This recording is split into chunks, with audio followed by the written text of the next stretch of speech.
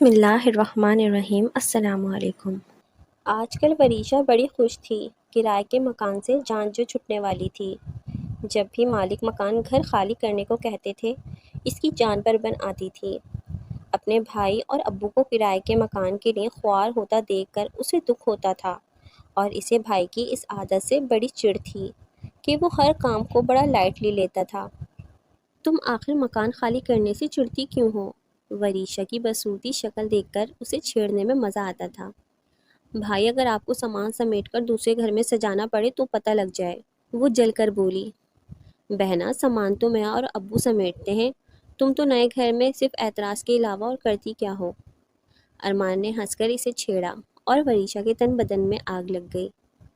Truck میں بھر کر سامان لے جانے اور گھر میں سیٹ کرنے میں زمین آسمان کا فرق ہوتا ہے۔ میں تو تنگ آ گئی ہوں روز روز کی اس شفٹنگ سے۔ امی ابو سے کہیں نا اپنا گھر خرید لیں، کب تک ہم خانہ بدوشوں یا اٹھائی گیروں کی طرح زندگی گزاریں گے؟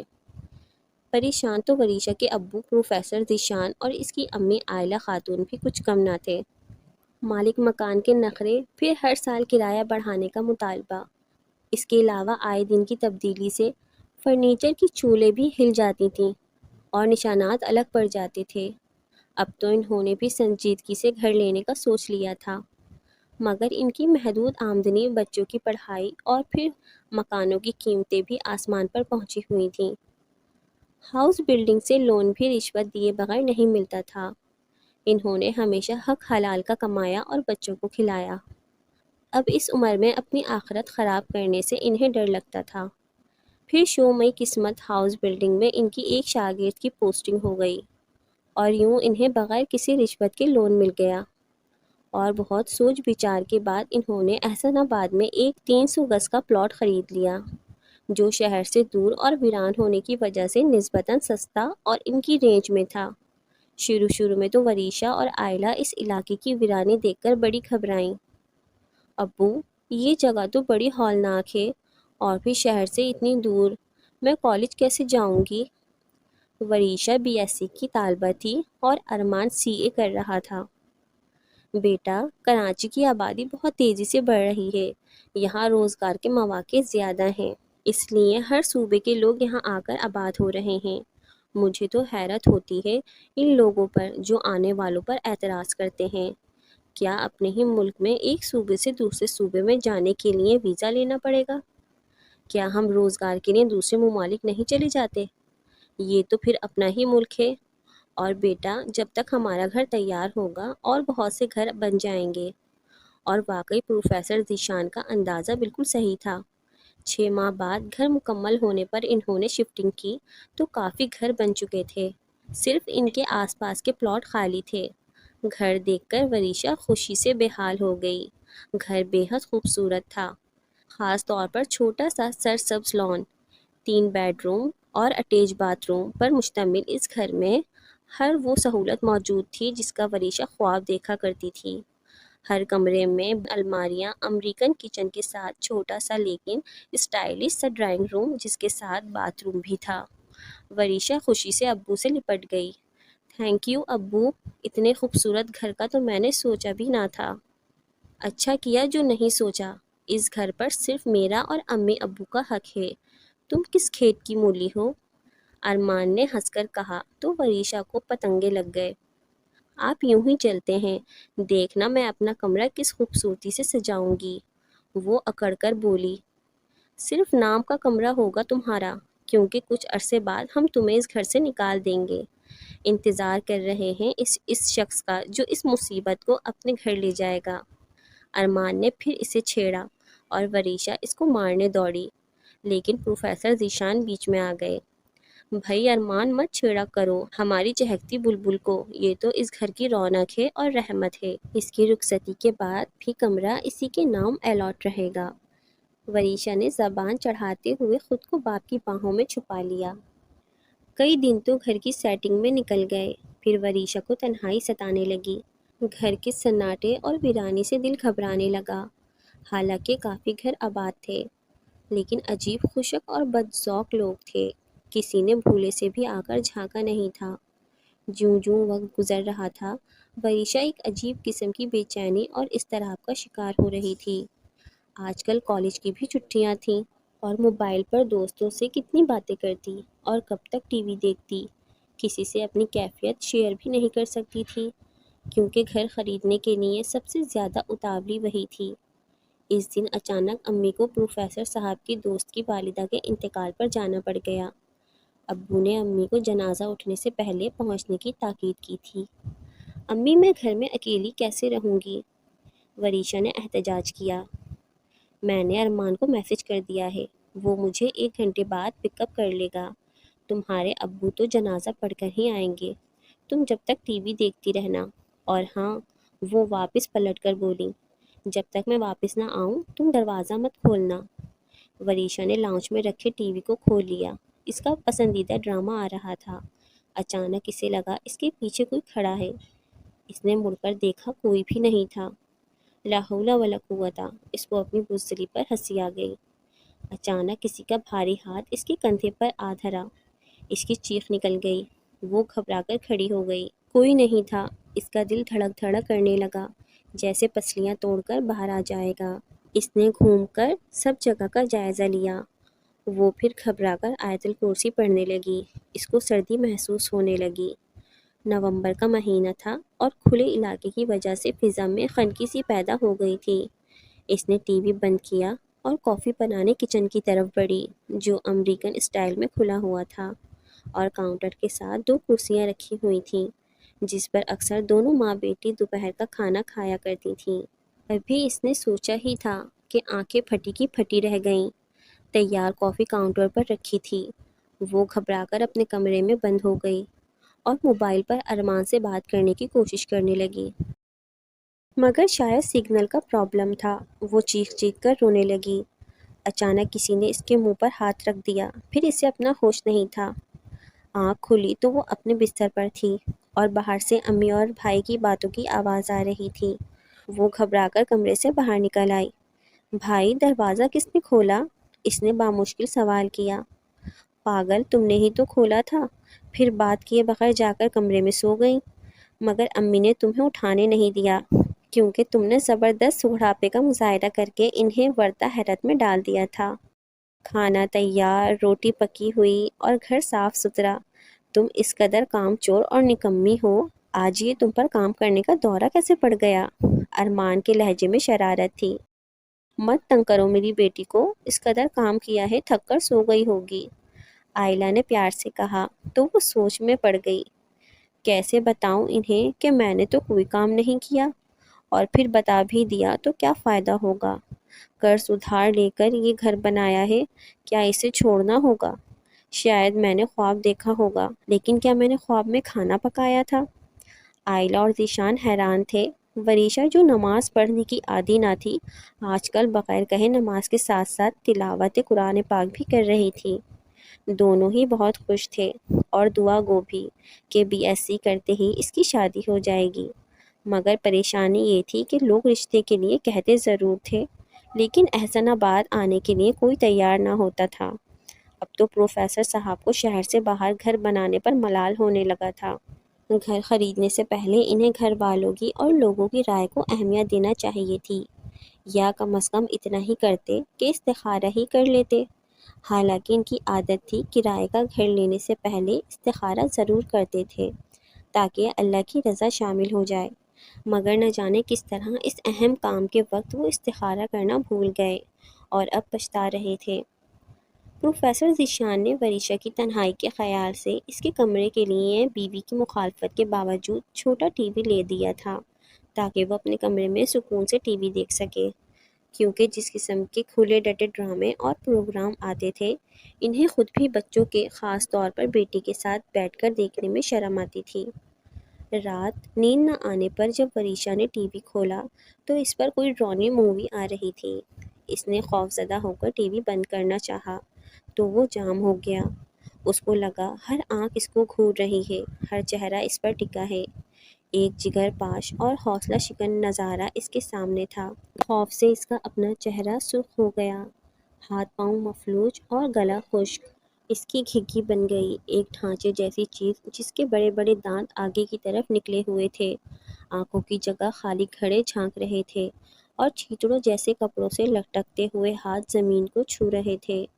وہ لرزہ برآمدام بری طرح چیخنے لگی۔ اس کی چیخیں سن کر سب اس کے کمرے میں آ گئے۔ اس نے پھٹی پھٹی نظروں سے سب کی طرف دیکھا اور ٹی وی کی طرف اشارہ کرتے ہوئے جو بند ہو چکا تھا اور بے ہوش ہو کر نیچے گر گئی۔ اس کو ہوش آیا تو کچھ لمحے تو ذہن نے کام کرنا بند کر دیا، پھر رفتہ رفتہ یاد آنے پر وہ ماں سے لپٹ کر رونے لگی اور ایک ایک لفظ انہیں بتا دیا۔ بیٹا آخر منہ ہی منہ میں کیا بدبدا رہی ہو؟ بولتی کیوں نہیں؟ ارے تمہاری آواز کیوں نہیں نکل رہی؟ امی ابو اور بھائی اسے حیرت سے دیکھ رہے تھے اور اس کی سمجھ میں کچھ نہیں آ رہا تھا کہ وہ آخر اس کی بات سن کیوں نہیں رہے، سمجھ کیوں نہیں رہے۔ امی اس کو گلے لگا کر بری طرح رونے لگیں۔ ابو اور ارمان بھی پریشان ہو گئے۔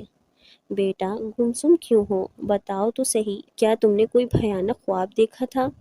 اب وریشہ پریشان ہو کر سوچ رہی تھی، آخر میری بات سب لوگ کیوں نہیں سمجھ رہے؟ امی وریشہ کو آرام کرنے دیں، شاید خواب میں ڈر گئی ہے، آپ اسے اپنے کمرے میں لے جائیں، ارمان نے سنجیدگی سے کہا اور گہری سوچ میں ڈوب گیا۔ امی میں روزانہ آپ کے کمرے میں سو جایا کروں؟ شام میں اس نے ڈرتے ڈرتے امی سے پوچھا۔ کیا ہو گیا وریشہ، بالکل ہی بچہ بن گئی ہو؟ یہ دیر تک جاگنے کا نتیجہ ہے۔ میں تو پہلے ہی تمہارے کمرے میں ٹی وی رکھنے کے خلاف تھی، مگر تمہارے بھائی اور ابا کے لاڈ کے آگے میری کہاں چلتی ہے؟ اب ساری رات جاگتی ہو اور صبح مشکل سے اٹھتی ہو۔ وریشہ نے ایک مرتبہ پھر زبان کھولنے کی کوشش کی، لیکن زبان میں تو جیسے تالے پڑ گئے۔ وہ ماں سے لپٹ کر رونے لگی۔ امی یہ گھر بیچ دیں، اس نے ہمت کر کے کہا۔ پاگل ہو گئی ہو؟ کس قدر محنت مشقت اور دقتوں سے یہ گھر بنا ہے، تمہارے ابو کا خون پسینہ شامل ہے اس کی بنیادوں میں۔ میں کبھی ایک دیوار میں کیل بھی ٹھوکوں تو وہ کہتے ہیں میرے دل کو تکلیف ہوتی ہے، عشق ہے انہیں اس گھر سے۔ اور پھر ویسے بھی آج کل وہ بے حد پریشان ہیں، جن سے ادھار قرض لیا تھا ان کے تقاضے شروع ہو گئے۔ بس حیرت تو تمہارے ابو کو اپنے ان دوستوں پر ہے جو دامِ سخن ہر موقع پر ان کے ساتھ تھے، یعنی جن پہ تکیہ تھا وہی پتے ہوا دینے لگے۔ امی نے ٹھنڈی سانس بھری اور کمرے سے باہر نکل گئیں۔ وریشہ سوچ میں پڑ گئی، کیا اس گھر میں آسیب کا اثر ہے یا میں نے کوئی ڈراؤنا خواب دیکھا ہے؟ آخر سب بھی تو اسی گھر میں رہتے ہیں۔ اس نے سوچا آج وہ ابو کو ضرور بتائے گی کہ اس کے ساتھ کیا ہو رہا ہے۔ کمرے سے باہر جو ہی قدم نکالا، اس کے بولنے سے پہلے امی بول پڑی، خبردار جو ایک لفظ بھی منہ سے نکالا۔ امی پلیز میری بات تو سنیں، وریشہ نے عاجزی سے کہا۔ کس سے کہہ رہی ہو؟ امی نہانے گئی ہیں، ارمان نے اخبار میز پر رکھتے ہوئے متانت سے کہا۔ بھائی، امی ابھی یہیں کھڑی تھیں، وہ گھبرا کر بولی۔ وریشہ تمہارے ساتھ کیا مسئلہ ہے؟ میں کئی دن سے نوٹ کر رہا ہوں، تم بتاتی کیوں نہیں ہو؟ بھائی آپ ذرا میرے کمرے میں آئیں۔ ہاں اب بتاؤ کیا بات ہے؟ اس کے بستر پر بیٹھتے ہوئے اس نے استفسار کیا اور پھر چیخ مار کر کھڑا ہو گیا۔ ایک بڑا سا سوا کھال چھیلتا ہوا جینس میں سے جھانک رہا تھا۔ وریشہ کو لگا سوئے کی دو آنکھیں ہیں جو اسے بری طرح گھور رہی ہیں۔ کس قدر لاپرواہ ہو تم وریشہ، یہ بستر میں اتنا بڑا سوا کہاں سے آیا؟ کیا تم لحافوں میں ڈورے ڈالنے کا کام کرنے لگی ہو؟ اس نے سوا کھینچ کر نکالا اور دور پھینک دیا۔ بھائی، وہ چیخ مار مار کر رونے لگی۔ کیا بات ہے وریشہ، کیا پریشانی ہے، تم بتاتی کیوں نہیں ہو؟ اسی لمحے امی کمرے میں آئیں اور وریشہ کو ڈانٹنا شروع کر دیا۔ کیوں بھائی کو تنگ کر رہی ہو؟ منع کیا تھا نا فضول باتیں کرنے سے۔ کیا ہو گیا امی، کیوں بلا وجہ اس کو ڈانٹ رہی ہیں؟ عائلہ نے گھوم کر وریشہ کی طرف دیکھا اور جانے ان آنکھوں میں کیا تھا کہ وریشہ کی سٹی گم اور آواز بند ہو گئی۔ اس نے بے بسی سے بھائی کی طرف دیکھا اور سر جھکا لیا۔ تم پریشان نہ ہو، میں ابھی امی سے بات کرتا ہوں، بلا وجہ تمہیں ڈانٹ رہی ہیں۔ امی آپ کو کیا ہو گیا ہے، کیوں وریشہ کے پیچھے پڑی رہتی ہیں بلا وجہ؟ اس کو ڈانٹ دیا، ارمان ماں سے بگڑ کر بولا۔ اکلوتی بہن ہے میری اور مجھے بے حد عزیز ہے۔ پاگل ہو گئے ہو، میں کیوں ڈانٹوں گی وریشہ کو؟ میں تو ابھی ابھی نہا کر نکلی ہوں۔ ارمان کو اچھا نہیں لگا کہ ماں کی اس غلط بیانی پر انہیں ٹوکے۔ اس دن تو حد ہو گئی۔ اس نے منہ پر صابن لگا کر نل کھولا تو ہوا نکلنی شروع ہو گئی بجائے پانی کے۔ اس نے زور زور سے امی کو پکارنا شروع کر دیا۔ امی موٹر چلا دیں، پانی نہیں آ رہا۔ آنکھوں میں مرچیں لگنے لگی تھیں۔ اس نے جو ہی تولیے سے منہ پہنچا، اس کی چیخ نکل گئی۔ ایک بھیانک چہرہ اس کے سامنے تھا۔ وہ گرتی پڑتی امی کے کمرے کی طرف دوڑی۔ عائلہ بیگم نے وریشہ کو گھور کر دیکھا۔ ان کے چہرے کا زاویہ بگڑ گیا تھا اور آنکھوں سے قہر برس رہا تھا۔ وریشہ گھبرا کر گھر سے باہر نکل آئی اور گیٹ پر ہی بیٹھ گئی اور بھائی اور ابو کو دیکھ کر جان میں جان آئی۔ کیا طریقہ ہے یہ؟ گھر کے باہر کیوں بیٹھی ہو؟ ارمان نے ڈانٹنا شروع کر دیا تو وہ جواب دیے بغیر اندر کی طرف بڑھ گئی۔ سامنے ہی امی کھڑی تھیں۔ کہاں چلی گئی تھیں تم بیٹا؟ میں کب سے آوازیں دے رہی ہوں۔ اس نے منہ کھولنا چاہا مگر ماں کی قہر آلود نگاہوں نے اس کی بولتی بند کر دی۔ ابو مجھے وریشہ کی بڑی فکر ہے، پتہ نہیں کیوں ہر وقت ڈری ڈری سہمی سہمی رہتی ہے، پوچھو تو کچھ بتاتی بھی نہیں، پتہ نہیں اس کے ساتھ کیا مسئلہ ہے۔ تنہائی میں ارمان نے باپ کے سامنے اپنے خدشے کا اظہار کیا اور پروفیسر صاحب سوچ میں پڑ گئے۔ تم ٹھیک کہہ رہے ہو، محسوس تو میں بھی کر رہا ہوں۔ گھر میں سفید بلی کو دیکھ کر وریشہ کی آنکھیں چمک اٹھیں۔ اس کو بلیاں بڑی پسند تھیں۔ اس نے بلی کو گود میں اٹھا لیا۔ امی دیکھیں کس قدر صحت مند اور خوبصورت بلی ہے، بھائی کو دکھاتی ہوں۔ اچانک وریشہ کو لگا بلی کا نجم بڑھتا جا رہا ہے اور اس کے وزن سے اس کے ہاتھ دکھ رہے ہیں۔ اس نے جیسے ہی بلی کی طرف دیکھا، اس کی چیخیں نکل گئیں۔ بلی کے پاؤں زمین سے ٹکرا رہے تھے اور اس کی گود میں ایک صحت مند بکرا تھا۔ اس نے زور سے بکرا پھینکا اور چیخ مارنے لگی۔ اس کی چیخ سن کر سب جمع ہو گئے۔ وریشہ تھر تھر کانپ رہی تھی۔ اس نے ماں کی طرف سے منہ پھیر کر بولنا شروع کر دیا۔ وہ جانتی تھی ماں کی تنبیہ اس کی بولتی بند کر دے گی۔ آئلہ تم نے وریشہ کی بات کیوں نہیں سنی؟ پروفیسر ذیشان غصے میں دھاڑے۔ میں آپ کو کیا بتاتی، خود میری ہی بولتی بند تھی۔ میں خود ساری رات جاگتی ہوں، دیواروں پر چھت پر مختلف شکلیں مجھے ڈراتی رہتی ہیں، کبھی ان کے ہاتھ لمبے ہو جاتے ہیں اور عجیب عجیب بھیانک مافوق الفطرت شکلوں کا رقص جاری رہتا ہے۔ کئی مرتبہ آپ کو بتانا چاہا مگر آواز بند ہو جاتی ہے۔ کتنی مرتبہ میں نے وریشہ کو بھی بتانے سے منع کیا ہے اور یہ منع کرنے کی آواز اندر سے آتی ہے، جیسے کسی سے اگر ذکر کیا تو کوئی بہت بڑا نقصان ہو جائے گا۔ پھر مجھے یہ بھی احساس تھا کہ کتنی محنت مشقت اور ادھار قرض لے کر آپ نے یہ گھر بنایا ہے، اس کی بنیادوں میں آپ کے خون پسینے کی کمائی شامل ہے، کیسے اسے چھوڑ دیں؟ آخر میں امی کی آواز گلوگیر ہو گئی۔ حیرت ہے مجھے تم پر، اتنی طویل رفاقت میں تم نے میرے بارے میں یہی اندازہ لگایا؟ ارے بیگم، تم سے اور اپنی اولاد سے زیادہ مجھے دنیا میں کوئی چیز عزیز نہیں ہے۔ اس گھر کو کوڑیوں کے مول بیچ دوں تو بھی سودا مہنگا نہیں، مگر مجھے دکھ یہ ہے کہ دونوں ماں بیٹیاں اس اذیت سے گزرتی رہیں اور ذکر تک نہیں کیا۔ یقیناً اس گھر پر آسیبوں کا اثر ہے۔ ابو، آپ بھی جن بھوتوں کے قائل ہیں؟ ارمان نے حیرت سے کہا۔ بیٹا، اس میں کوئی شک نہیں کہ آج کل کے اس ماڈرن اور سائنٹیفک دور میں لوگ ایسی باتوں پر یقین نہیں کرتے، لیکن تمہاری امی اور بہن جو بتا رہی ہیں وہ غلط تو نہیں ہو سکتا۔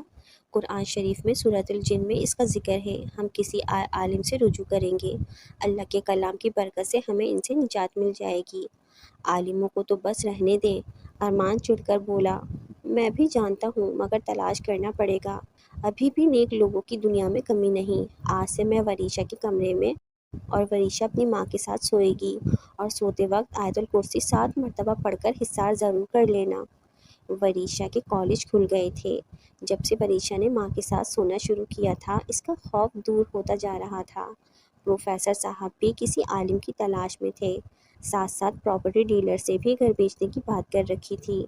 جب اپنے گھر میں سکون سے رہنے کی عادت ہو گئی تھی، اس لیے سب پریشان تھے کہ کرائے کے گھر میں کیسے رہیں گے، کیونکہ جتنی قیمت گھر کی لگ رہی تھی اس میں تو 120 گز کا بھی گھر نہیں آ رہا تھا۔ آج کل سب پرسکون تھے اور تمام باتیں اپنا وہم سمجھ کر سب کچھ بھول چکے تھے، مگر پروفیسر صاحب نے اپنی مہم جاری رکھی تھی۔ انہوں نے سوچ لیا تھا کہ اگر گھر بک نہ سکا تو کرائے پر دے دیں گے اور شہر میں کرائے پر گھر لے لیں گے۔ یوں بھی آج کل وریشہ کی شادی کے لیے سخت پریشان تھے۔ اول تو کوئی ڈھنگ کا رشتہ مل ہی نہیں رہا تھا، اگر کوئی لڑکی دیکھنے کے لیے خواہش کرتا بھی تو احسن آباد کا نام سن کر معذرت کر لیتا، اس لیے اب وہ بھی ایسے ویران علاقے میں گھر بنا کر پچھتا رہے تھے۔ اس دن وہ گھر پہنچ کر بیل بجانے ہی والے تھے کہ ایک بزرگ کو اپنی طرف بڑھتے پایا۔ السلام علیکم، انہوں نے شائستگی سے سلام کیا۔ پروفیسر ان کی ظاہر حلیے سے متاثر ہو گئے۔ آپ پروفیسر ذیشان ہیں؟ انہوں نے دھیمے لہجے میں پوچھا۔ جی، آپ کون؟ ذیشان کے لیے وہ بالکل اجنبی تھے۔ مجھے خلیل الرحمن کہتے ہیں، ڈیفینس میں میری رہائش ہے۔ سنا تھا آپ مکان بیچنا چاہ رہے ہیں، اسی سلسلے میں حاضر ہوا ہوں۔ پروفیسر صاحب نے انہیں ڈرائنگ روم میں لا کر بٹھایا اور پھر رکھ رکھاؤ سے متاثر ہو کر ہر بات بتا دی، سوائے اس کے کہ گھر میں کسی قسم کے آسیب کا شک ہے۔ کیونکہ وہ خود اس تجربے سے نہیں گزرے تھے، اس لیے انہوں نے بتانا بھی مناسب نہیں سمجھا۔ آپ ڈیفینس میں رہتے ہیں، پھر یہاں گھر کیوں لینا چاہ رہے ہیں؟ پروفیسر صاحب اپنا تجسس برقرار نہ رکھ سکے۔ آپ کو آم کھانے سے مطلب ہے یا پیڑ گننے سے؟ پھر وہ نرمی سے گویا ہوئے۔ میں قیمت کا تعین آپ پر چھوڑتا ہوں۔ آپ شہر کے کسی حصے میں بھی اتنا ہی بڑا مکان پسند کر لیں، وہ آپ کے نام ہو جائے گا، پھر یہ آپ میرے نام کر دینا۔ دیکھیے، میں سودے میں بے ایمانی نہیں کر سکتا۔ جس قیمت میں مجھے یہ مکان پڑا ہے، اس قیمت میں تو شہر میں اس سے آدھا گھر بھی نہیں آئے گا۔ پھر ہاؤس بلڈنگ کا لون اور لوگوں کا قرض، میں تو گھر خریدنے کی پوزیشن میں نہیں ہوں۔ پروفیسر ذیشان نے صفائی سے اپنی حیثیت بتا دی۔ بزرگ زیر لب مسکرائے، پھر متانت اور سنجیدگی سے گویا ہوئے۔ آپ کو کچھ بتانے کی ضرورت نہیں ہے، میں آپ کے بارے میں سب جانتا ہوں۔ آپ جلد سے جلد مکان پسند کر لیں، میں ایک ہفتے بعد آ کر آپ سے ملوں گا۔ اور ہاں، وہ جاتے جاتے پلٹ کر بولے، ابھی اس ڈیل کے بارے میں کسی کو بتائیے گا نہیں۔ پروفیسر کو حیران و شتدر چھوڑ کر خلیل الرحمن جا چکے تھے اور ذیشان صاحب حیرت میں ڈوبے سوچ رہے تھے، کیا یہ غیب کی مدد ہے؟ پروفیسر ذیشان نے گھر والوں کو یہ کہہ کر مطمئن کر دیا کہ کسی ایجنٹ نے گاہک بھیجا تھا۔ پھر انہوں نے گھر دیکھنا شروع کیے۔ انہیں ہمیشہ سے کیڈیا آفیسر سوسائٹی بے حد پسند تھی۔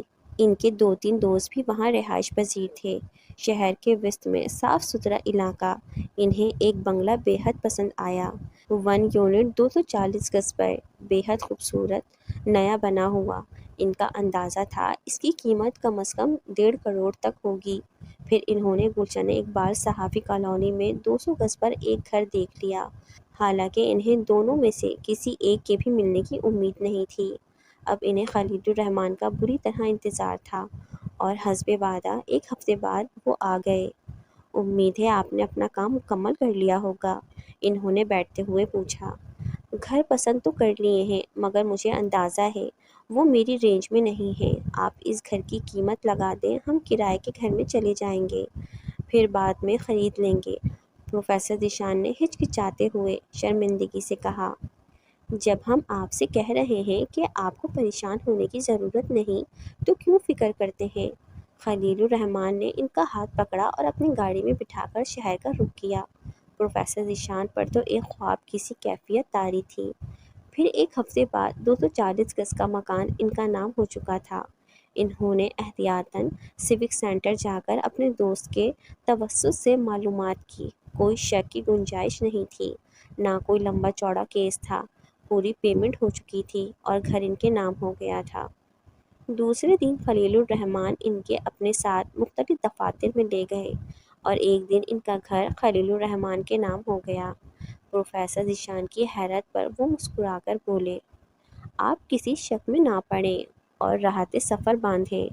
آپ اپنی بیٹی کی شادی کے لیے بھی پریشان ہیں، دیکھیے گا وہ گھر آپ کے گھر والوں کے لیے خوش نصیبی کی علامت ثابت ہوگا اور بٹیا کی بہت اچھی جگہ شادی ہو جائے گی۔ ان بزرگ کی پیش گوئی بالکل سچ ثابت ہو گئی۔ یہ گھر ان کے لیے بے حد بھاگوان تھا۔ پروفیسر صاحب کا پروموشن ہوا اور وہ پرنسپل بن گئے اور وریشا کے لیے بہت اچھے شریف گھرانے سے رشتہ آ گیا۔ وریشا تو جیسے ہواؤں میں اڑنے لگی تھی۔ گھر بھی بے حد خوبصورت اور پرسکون تھا۔ امی خلیل الرحمن کو دعائیں دیتی نہ تھکتی تھیں۔ ایک دن انہوں نے ابو سے کہا، میرا خیال ہے کسی دن ان بزرگوار کے گھر چلیں گے، ان کا شکریہ ادا کرنے، وریشا کی منگنی کی مٹھائی بھی دے دیں گے۔ پروفیسر صاحب کو بیگم کی تجویز بہت اچھی لگی۔ دوسرے دن بڑا سا کیک لے کر وہ بیگم کے ساتھ ان کے گھر پہنچ گئے۔ بیل دے دے کر تھک گئے، مگر کسی نے دروازہ نہیں کھولا۔ آخر تنگ آ کر انہوں نے ایک پڑوسی سے پوچھا، یہ خلیل الرحمن صاحب کیا گھر میں نہیں ہوتے؟ آپ کس کی بات کر رہے ہیں؟ وہ صاحب حیرت سے بولے، یہ گھر تو پہلے ہمارا تھا اور ہم نے خلیل الرحمن صاحب کو بیچا تھا۔ آج ان سے ملنے آئے ہیں تو کوئی دروازہ ہی نہیں کھول رہا، حالانکہ گھر کی لائٹیں بھی جلی ہوئی ہیں اور محسوس ہو رہا ہے کہ کوئی اندر ہے۔ جائیے جائیے، اپنا راستہ ناپیے، اس گھر میں تو آج تک ہم نے کسی کو نہیں دیکھا، البتہ روزانہ رات کو لائٹیں ضرور جلی ہوتی ہیں۔ عجیب معمہ ہے، نہ سمجھنے کا نہ سمجھانے کا۔ لوگ کہتے ہیں کہ اس گھر میں جنوں کا بسیرا ہے، واللہ عالم، لیکن آج تک کوئی اندر نہیں گیا۔ اگر کبھی کسی بچے کی بال کھیلتے ہوئے اندر چلی جائے تو وہاں سے کوئی باہر پھینک دیتا ہے۔ جو کوئی بھی ہے، جن یا آصف، ہمیں کوئی پریشانی نہیں، بلکہ شاید ان کی وجہ سے ہی پورے محلے میں سکون ہے۔ نہ چوری، نہ چکاری، نہ قتل و غارت گری، نہ ہنگامہ آرائی، جو آج کل کراچی شہر کا وتیرہ ہے۔ واپسی کے سفر میں پروفیسر صاحب نے بیگم کو تنبیہ کی، دیکھو جو کچھ ہم نے سنا، سمجھ لو نہیں سنا، بھولے سے بھی کسی سے ذکر مت کرنا۔ جو بھی اس گھر کے مکین تھے وہ نہیں چاہتے کہ ہم لوگ اس گھر میں رہیں، وہ ہماری مجبوری کو سمجھتے ہوئے وہ مکان کے خریدار بن کر آ گئے۔ انہوں نے ہمیں کوئی نقصان نہیں پہنچایا، بلکہ ہمارا بھلا ہی کیا ہے۔ اس لیے بہتر ہے ہم بھی اس بات کو بھول جائیں۔ اور عائلہ بیگم تو خود ہی دل میں یہی عہد کر رہی تھیں۔